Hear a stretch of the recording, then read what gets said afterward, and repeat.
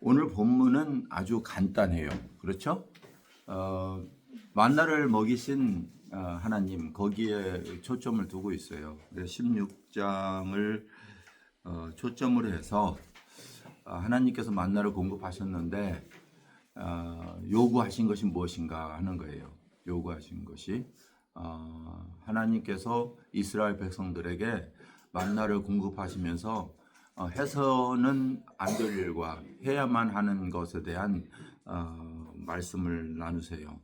그러니까 하나님은 공급하시고 이스라엘 백성들은 순종하는 그 관계인데 순종이라는 말은 일종의 혜택을 누리는 거죠. 하나님께서 제공하신 그 축복을 혜택을 누리기 위해서 믿음으로 수용해야 되는데 그들은 믿음으로 행해야 될 삶 속에서 계속적으로 불평하고 하나님의 말씀보다는 자기의 생각으로 행동을 하는 모습을 볼 수 있어요.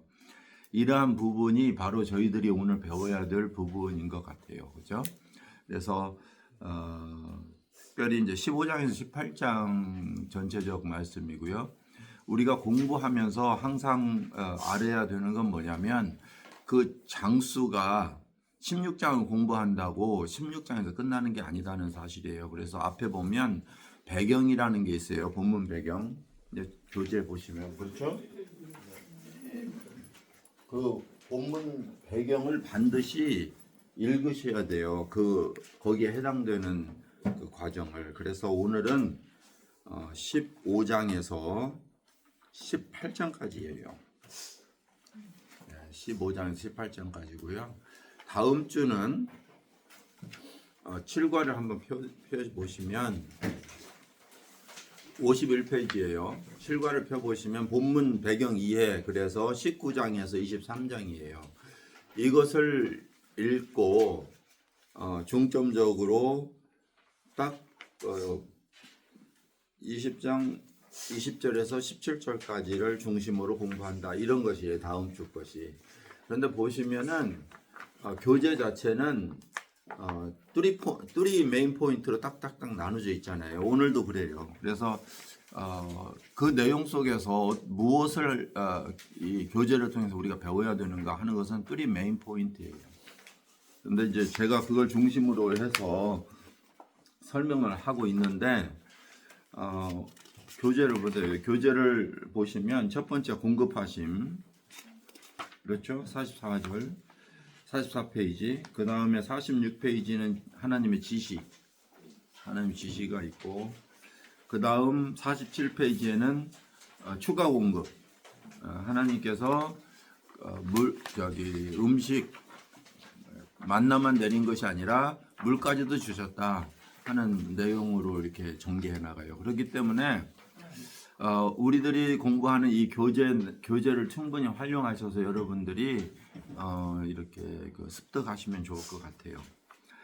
저는 이 과에서 보통 공부하는 것은 그 안에서 해당되는 내용들을 설명하면서 그냥 성역 공부를 진행하고 있잖아요. 그러니까 그렇게 진행하지만 여러분들은 공부를 개인적으로 해 오셔야 돼요.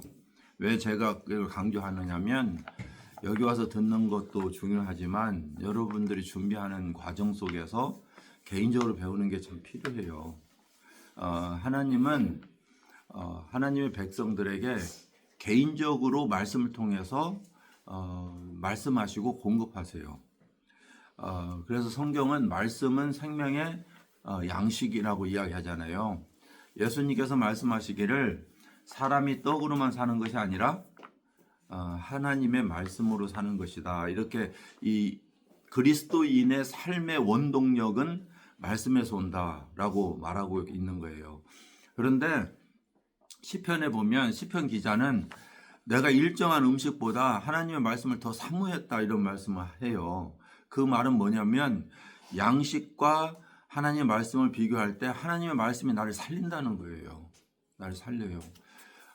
예수님이 그 제자들에게 말씀하실 때도 그런 동일한 말씀을 하세요. 사마리아 여인과 이야기하고 난 뒤에 배가 고팠잖아요. 그 예루살렘에서 사마리아 그 광야길을 걸어가서 저는 배가 고파요. 그러니까 행로에 권해서 쉬고 있고 제자들은 배가 고프니까 사마리아 성에 들어가서 밥을 사러 갔어요. 양식을 사러 갔어요. 갔다 오니까 예수님께서 사마리아 여인과 이야기하고 있거든요.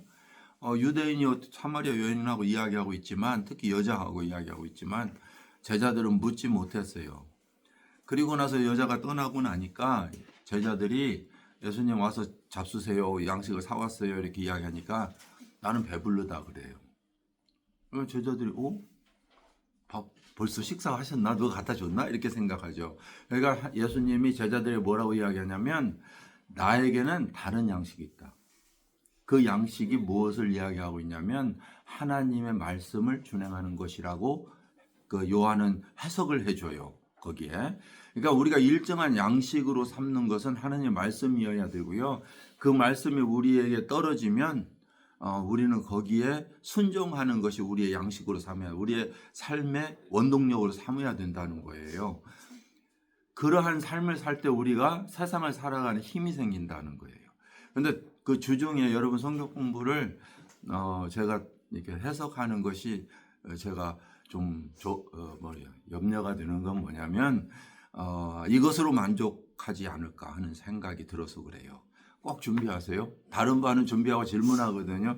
준비하면 책에 썼나 하고 이렇게 쳐다보고 다니고 그러면은 여러분들이 그 이 목사님 반은 나는 참 좋아.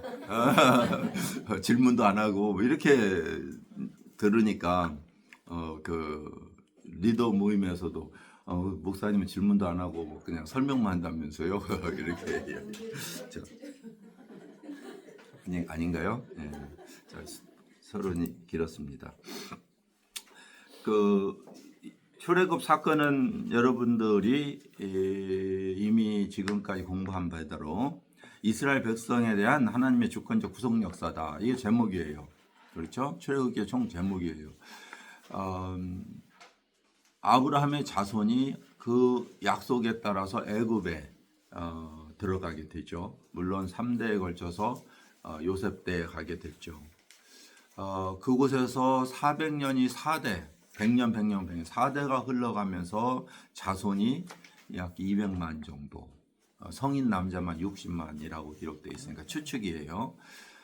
물론 많은 피도 섞였을 거고요. 그렇게 200만이라고 하는 큰 민족이 되었는데 새로운 왕조가 시작되면서 그들을 종살이 시켰어요.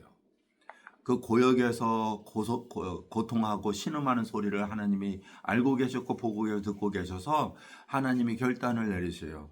내가 언약한 대로 내려가서 그들을 구원해야 되겠다. 건져내서 약속한 약속의 땅에 이르게 하겠다. 이게 하나님의 약속의 계획이에요. 이 구원이라고 하는 것은요,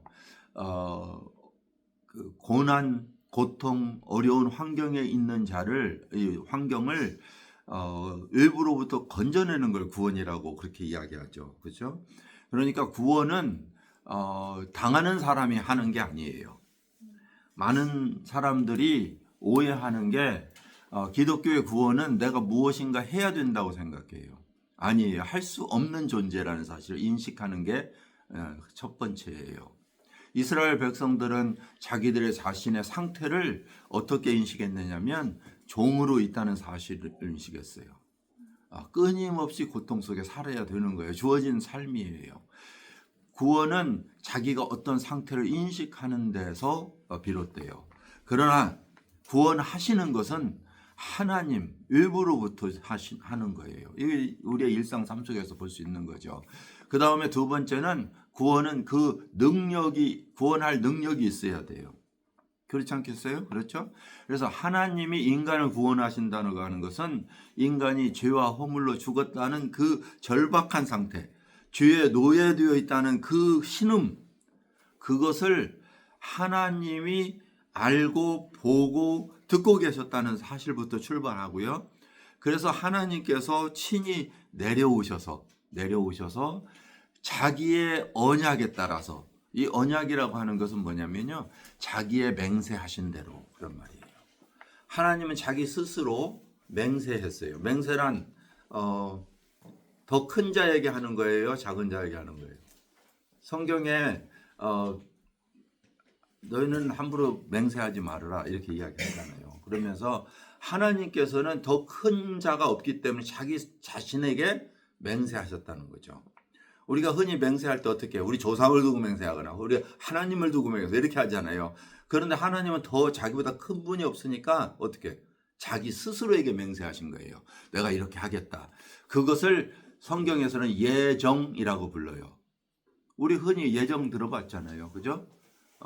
뭐 예정설, 뭐 예정 많이 들어봤지만 그 예정이란 뭐냐면 자기 스스로에게 맹세한 하나님의 계획이에요. 왜냐하면 그분은 어느 누구에게 맹세할 필요가 없어요. 그래서 스스로 계획하신 거예요. 내가 이렇게 구원하여 내겠다. 어떻게? 예수 그리스도 내 아들을 통해서 구원해 내겠다. 그것이 하나님의 맹세예요. 그래서 에베소서의 예정설은요. 예수 그리스도 안에서 예정됐다. 예. 그 예수 그리스도 안에는 누가 예정하신 거예요? 예수 그리스도라는 거를.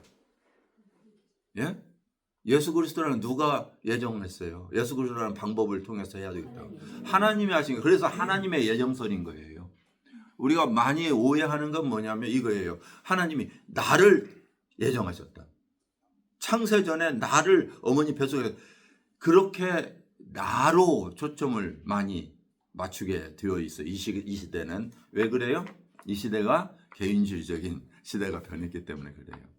그보다도 우리는 이해하도록 것은 하나님의 관점에서 그가 누구였느냐는 거예요. 하나님의 영원하신 하나님께서 창세 전에 구원의 계획을 예정하시고 예수 그리스도를 통해서 인간을 구원하실 것을 방법 자체도 준비하셨고요. 그래서 그 아들이 하나님이죠. 아들 하나님이 내려와서 그 인간을 구원하시는 그 사건이 출애굽 사건이고 또 우리의 구원 사건이에요. 예, 우리의 구원이에요. 그래서 하나님께서 이스라엘 백성을 그 노예에서 애굽의 노예에서 건져낸 것처럼 우리를 어때요? 죄의 노예에서 사단의 노예에서 건져내서 자유케 했어요. 지난주에는 홍해를 건넜죠? 그렇죠? 홍해에서 사탄 애굽의 그 권세 무력 모든 것을 완전히 부시죠. 수장시키잖아요. 물에 죽여버리잖아요. 사단의 최고의 그 권력 세력은 어디에 있느냐면 죽음이에요. 인간에게 하나님으로부터 떠나게 해서 영적 죽음. 그리고 우리에게 가장 공포를 주는 게 뭐냐면 너 그렇게 하면 내가 죽일 거야. 거기까지예요. 그런데 예수님은 십자가에서 죽으셨을 뿐만 아니라 어때요? 부활하심으로 죽음이 끝이 아닌 것을 증명하셨어요. 사망을 패하셨다 하는 말씀이에요. 그래서 성경은 사망아 너희 쏘는 것이 어디 있느냐라고 말하잖아요. 우리가 사망이 더 이상 우리를 두렵게 할 수가 없는 것이 된 거예요. 왜 그러냐면 우리는 영원한 생명을 부여받았기 때문이에요. 그래서 이 홍해라고 하는 그 사건은 우리에게 부활을 의미해 주는 거예요.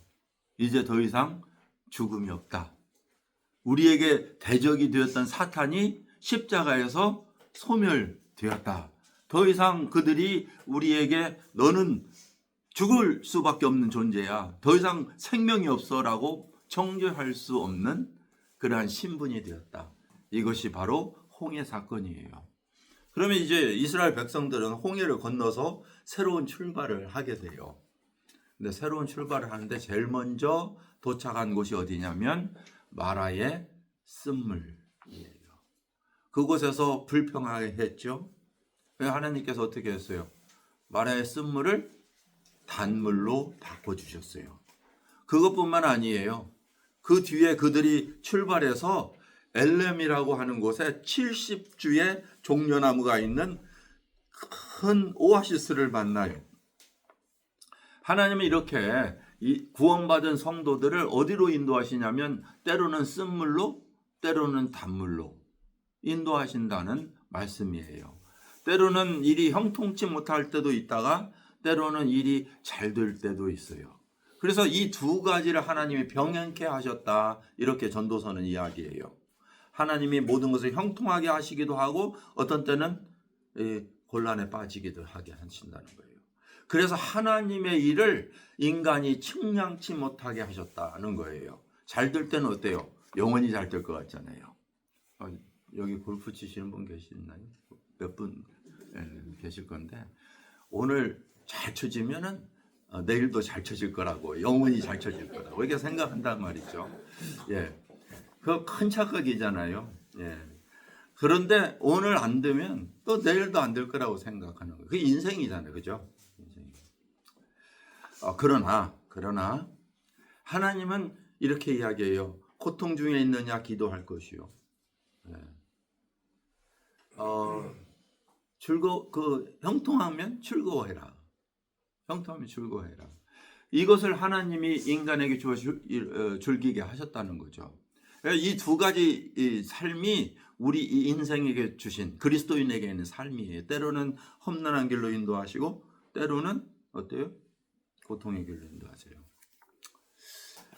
이 출애굽 사건에서요, 반복되는 역경과 어려움이 있어요. 앞으로 계속 보시게 되겠지만, 그러나 이것이 저와 여러분에게 닥치는 동일한 사건들이에요, 그죠? 그럼 하나님이 왜 우리에게 그러한 것을 허락하실까? 우리 인생에 해당되는 당하는 어려움에는 세 가지의 목적을 두시고 하나님이 허락하세요. 세 가지의 목적. 그걸 영어로 제가 표현해서 들어본 적이 있을지 모르겠어요. 성경 공부를 오래 저하고 하신 분들은 3T라고 저는 불러요. 3T. 세 개의 T다. T가 뭔지 알아요? 마시는 T 말고 T. 대문자 T. 그 첫 번째 T는 뭐냐면 temptation. 유혹이라는 말이에요. 그런데 성경에는 뭐라고 이야기하냐면 하나님께서는 시험하지 아니하신다 하는 말씀이 있어요. 예? 시험하지 아니하신다. 여기에 시험하지 아니하신다는 것은 유혹하지 아니하신다 하는 말이에요. 유혹은 누가 하는 거예요? 사탄이 하는 거예요. 하나님 우리를 죄에 넘어뜨리게 하지 아니하세요. 그것은 하나님께서 인도하시는 T가 아니에요. 시험이 아니에요. 두 번째는 trial이에요. trial. 이것은 뭐냐면 시련이라고 부려요.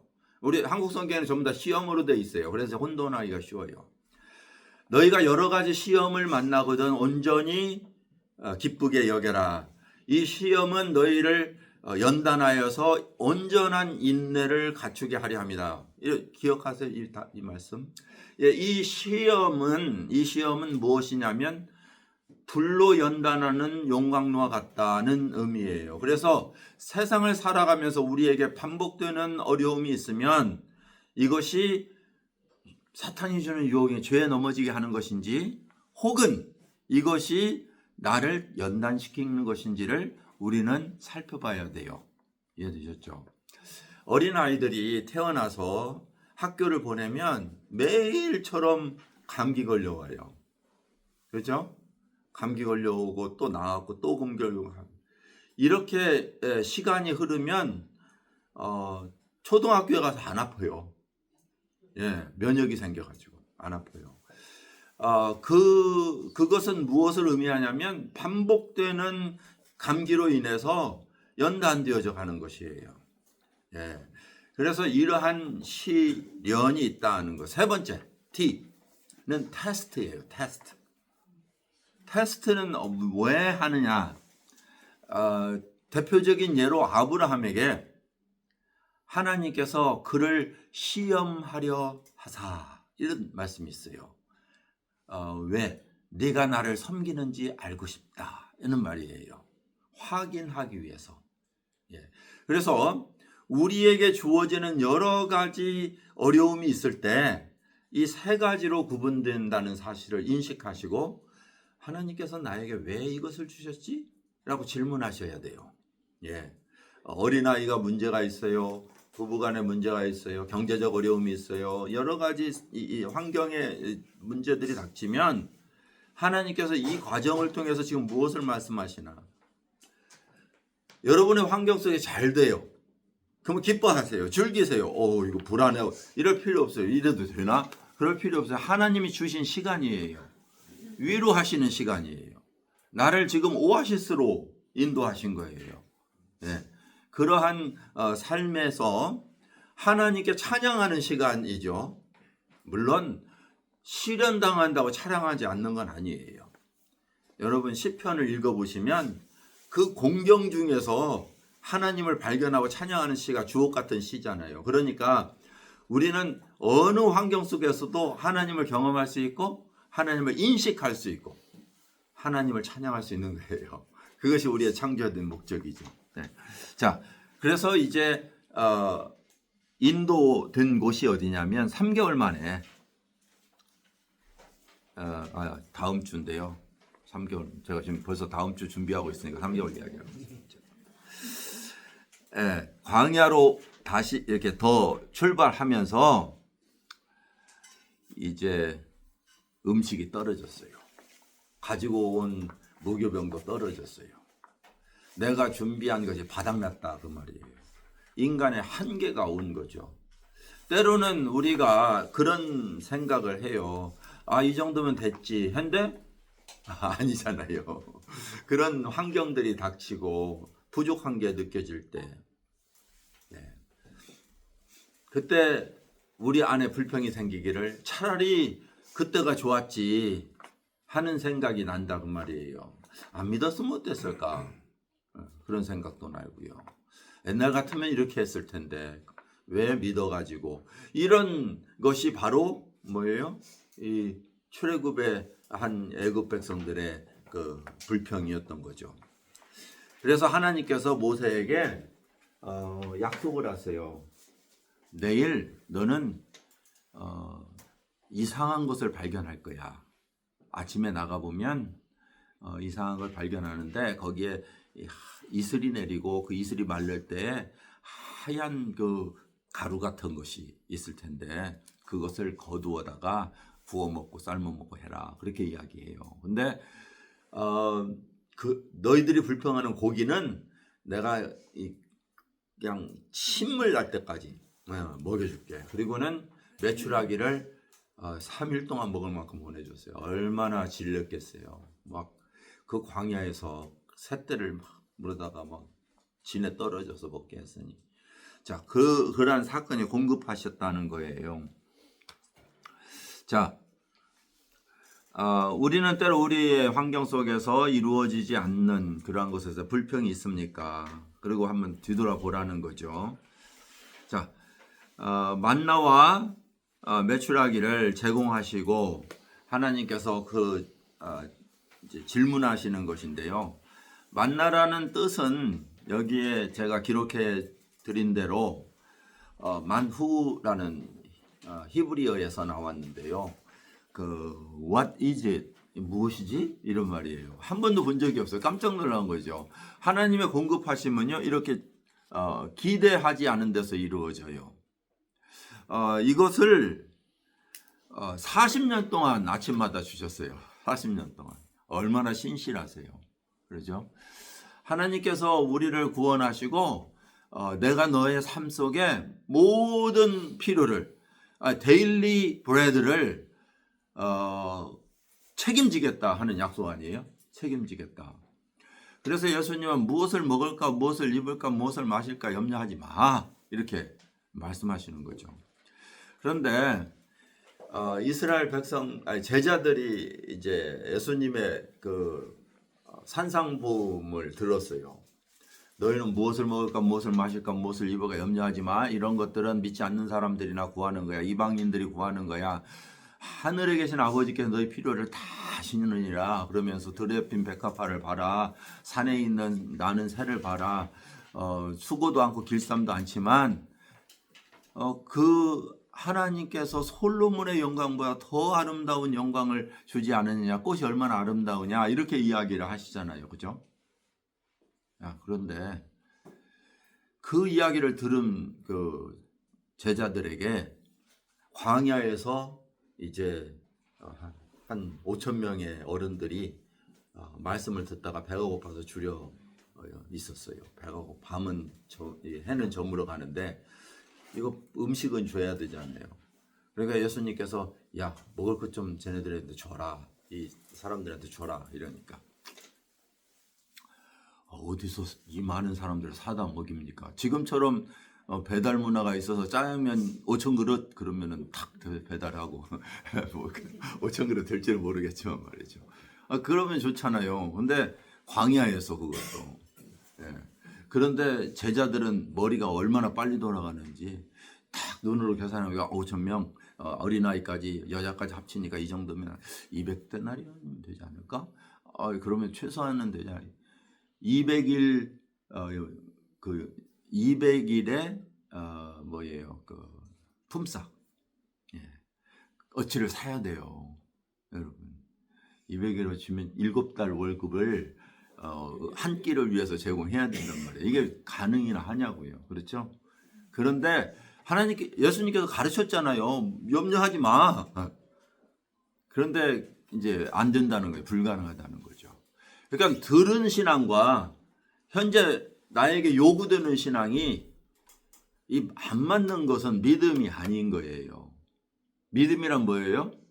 들은 신앙, 우리가 읽은 신앙과 나의 삶 속에 적용되는 게 믿음이에요. 적용되는 게.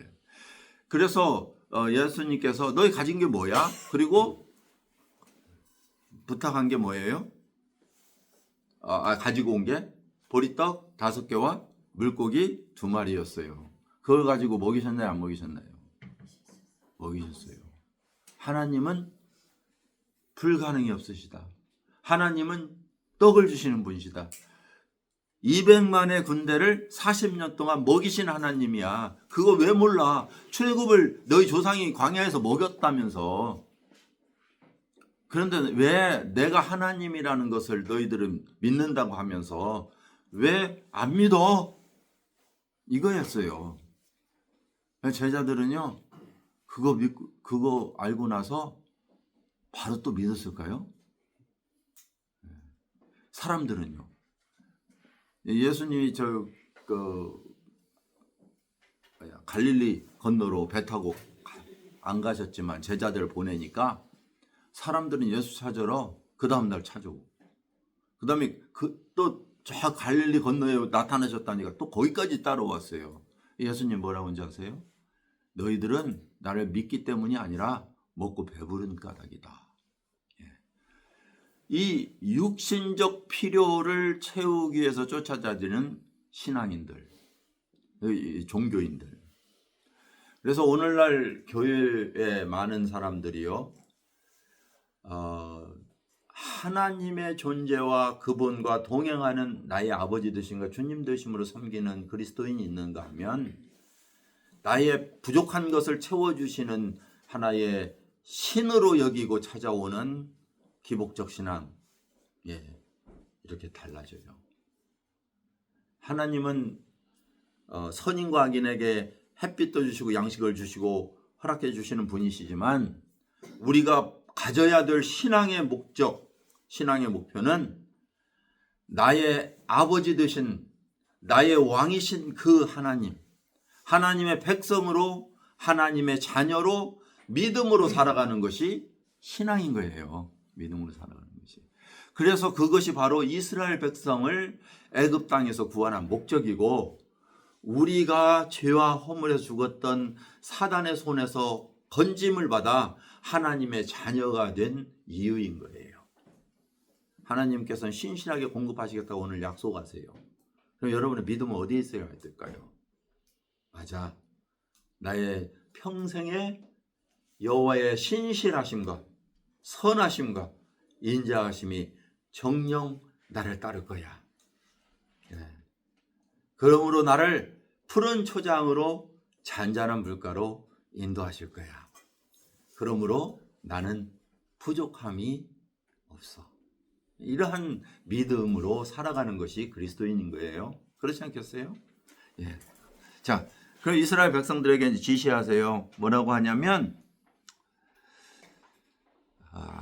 6일째는 나가지 마. 6일째는 나가지 말고 6일째는 이틀 걸 걷어들여. 그리고 7일째는 나가지 마. 그날은 안식일이니 나를 위해서 온전히 생각하고 감사하고 지내는 것을 나는 원한다. 이렇게 이야기하는 거예요. 그 안식이라고 그래요. 안식일. 하나님께서 안식은요, 천지를 창조하신 후에 모든 것을 다 마치시고 모든 것을 창조를 마치시고 쉬신 날이세요. 이 안식에 대해서 제가 오늘 이렇게 설명을 하면 또 1시간 해야 되는데, 감사하게 다음 주에 안식일이 나와요. 그래서 안식에 대해서 다음 주에 이야기하기로 하고요. 왜 일을 하지 말라고 했는가? 그리고 안식일, 오늘날 우리 안식일은 무엇인가? 어떤 의미를 가지고 있는가? 이 말씀을 다음 주에 드리려고 그래요. 자, 그런데 백성들이 그 다음 날 나갔을까요? 안 나갔을까요? 그들은 또 나갔단 말이에요. 그랬더니 있을까요? 없을까요? 없었단 말이에요. 어떤 사람들은 하루에 먹을 만큼만 거두는 거야 이렇게 이야기했어요. 그랬더니 욕심이 생겨가지고 막 왕창 떼어왔어요. 모르겠어요. 더 먹으려고 그랬는지 아니면 내일까지 남겨놓으려고 그랬는지 게을러서. 그런데 그걸 어떻게 됐어요? 썩어갖고 냄새가 났단 말이에요. 인간의 모습 아니에요, 이게. 하나님께서는 내가 제공하겠다, 충분히 제공하겠다. 그날 것으로 너는 만족하다. 염려하지 마, 내일 것은. 내일 일은 내일 염려할 것이요. 한낮 괴로운 그날에 좋게. 한날에 필요한 것은 그날에 좋게. 라고 말씀하셔도 우리는 여전히 부족해요. 예. 불평, 여기서 좀 분명히 해야 될 건 뭐냐면, 내일을 준비하는 것과 내일을 염려하는 건 틀려요. 그죠? 예. 그거 오해하시면 안 돼요. 자,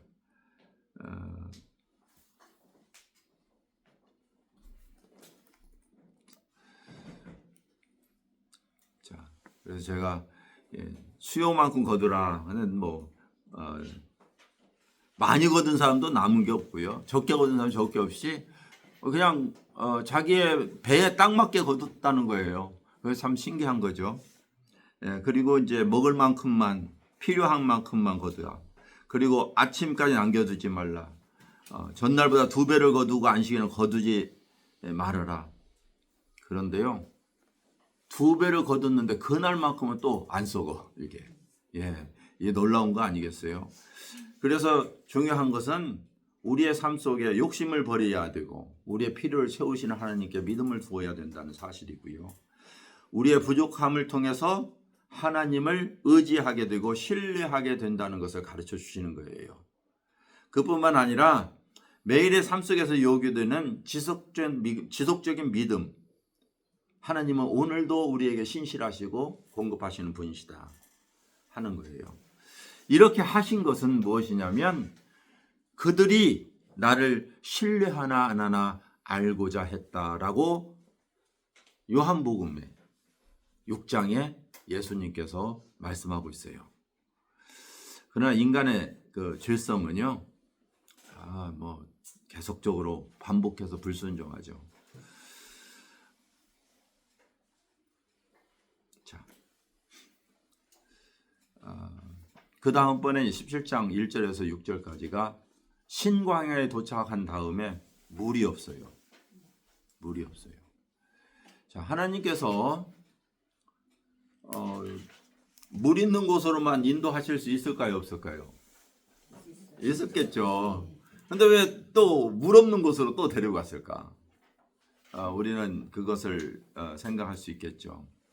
그 하나님께서 물이 없는 곳에 인도하심으로 말미암아서 인간에게는 물이 절대적으로 생명에 필요한 요소인 것을 깨닫게 하시고요. 물을 공급하시는 하나님의 놀라운 능력을 통해서 내가 여호와됨 너의 하나님이신 것을 드러내시는 거예요. 우리에게 환경 속에서 여러 가지 환경이 있지만 이것이 하나님의 인도하심을 우리는 인식하고 살아가는 것이 축복이에요. 그것을 인식하지 못하면 우리는 우리의 마음에 늘 불평으로 살 수밖에 없어요. 그렇지 않겠어요? 그렇죠? 그래서 하나님을 감사하고 찬양할 수 있는 건요, 하나님이 절대적 나의 삶의 인도자라는 사실을 인식하고 사셔야 돼요. 예. 자,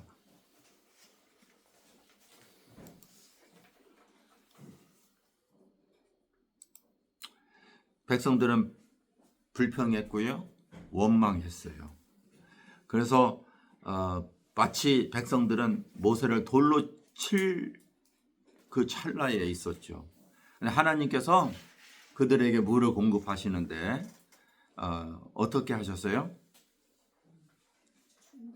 예? 어떻게 하나님께서 그들에게 물을 공급하셨죠? 공부하신 거예요? 안 하신 거예요? 예? 모세에게 반석을 지팡이로 쳐라 이랬어요. 반석이 무슨 잘못했어요?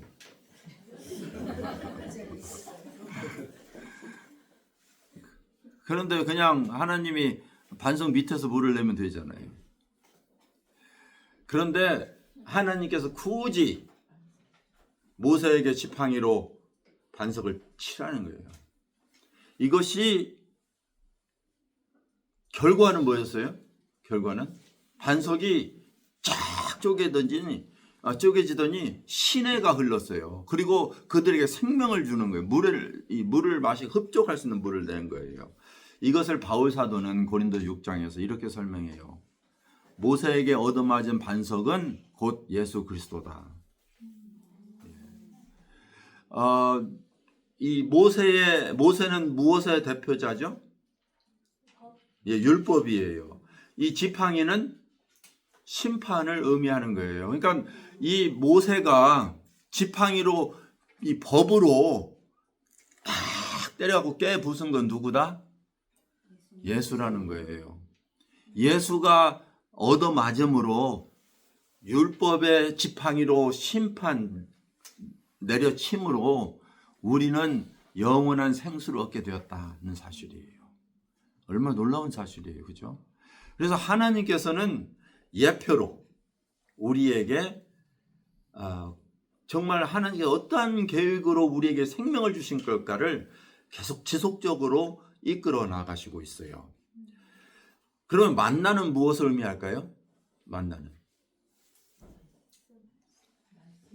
말씀을 의미하겠죠. 근데 말씀인데 그 이상이었어요. 요한복음 6장에는요. 뭐라고 말씀하냐면 하나님께서 우리 조상들을 광야에서 만나를 내려서 40년을 먹게 신령한 신령한 그 음식을 먹게 했는데 그들이 살았다 죽었다? 예? 죽었어요. 그러나 생명의 떡인 누구? 나를 먹는 자는 영생하리라. 이것이 떡에 대한 가르침이었어요. 그러니까 예수님께서 그걸 연결시키고 있어요. 광야에서 이 이스라엘 백성들에게 만나를 먹여서 생명을 살린 것은 바로 내가 와서 내 몸을 너희들에게 줌으로 말미암아 너희들이 생명을 얻을 거야. 이렇게 예표하신 거고요. 모세가 광야에서 지팡이로 반석을 때려친 것은 율법의 대표자인 율법의 지팡이로 나는 얻어맞음으로 말미암아 너희들에게 생수의 근원이 될 거야. 누구든지 내게 오는 자는 영원히 목마르지 아니하리라. 이것이 바로 출애굽기에서 나타난 바로 예수 그리스도의 모습인 거죠. 네, 오늘 여기까지 하고 마치려 드리겠어요. 질문 있어요? 기도하고 마치겠습니다. 아버지 하나님, 하나님의 말씀은 진리이시며 저희들에게 감동을 주시는 하나님의 능력입니다. 오늘도 귀한 말씀을 통해서 저희 신앙의 아름다운 내용을 주시고 아름다운 찬양을 할 수 있도록 저희 입술을 주셔서 감사합니다. 주님, 오늘 하루가 주님께 영광 돌리는 귀한 날이 되게 하시고 복되게 하시고 하나님을 알아가는 기쁨으로 살아가는 가득 찬 그러한 날이 되게 하여 주옵소서. 주를 감사하며 예수님의 이름으로 기도했습니다. 되겠습니다.